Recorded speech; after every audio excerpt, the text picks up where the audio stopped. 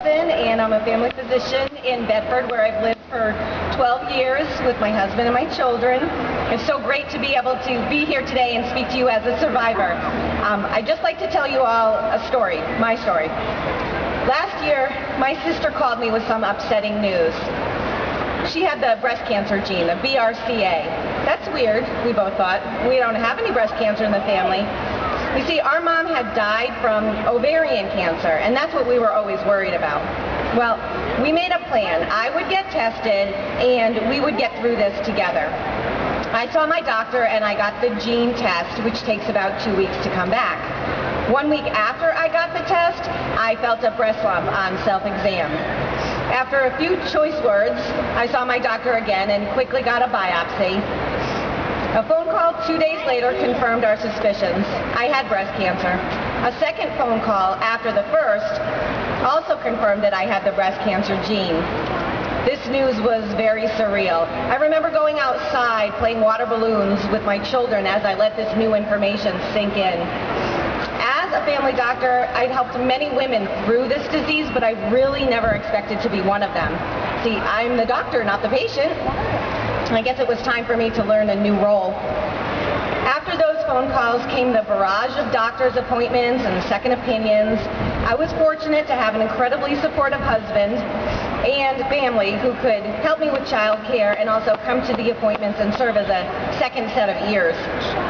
I also had the advantage of knowing how to navigate the medical system and knowing the lingo, but really it was still so strange to be the patient on the other side of the exam table. We soon came up with a good treatment plan. Next, I needed to tell everyone. Even though this was a very personal matter, I knew I had to tell my patients. So I wrote a letter informing them of my diagnosis and ensuring everyone I'd be back to take care of them. The cancer was treatable, but I needed some time to deal with this. Then I let the news leak out to my friends and neighbors. The outpouring of support after that was tremendous. As much as needing help was a new role for me, I really did need it. The help came through meals, cards, play dates for the kids, jokes, books, well wishes, and even silly bands. And every bit truly helped. Shortly after my first chemo, I got a call from my friend Lynn asking if she could start a team for the Making Strides walk in my honor. She would call the team Carolyn's Crusaders and would arm us with battle gear to show how we fight cancer. She explained to me how many of my friends were feeling powerless against cancer and wanted to help in some way.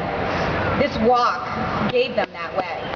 They could show their support for me and raise money to fight this terrible disease. And so Carolyn's Crusaders was created. Last year we went on to raise over $11,000 in one short month. I had never felt more supported and proud as I watched my huge team march forward with their pink foam swords raised high, ready to fight and beat breast cancer. Now, one of the medicines I am currently taking that is keeping me cancer-free was not available 5 years before my diagnosis. It was only discovered through research. A good portion of the funds that we raise today on this walk goes towards research. 6 years ago, someone was walking at a walk just like this in order to raise the research funds needed to find my treatment and to help me. Now we have the chance to do the same for someone else.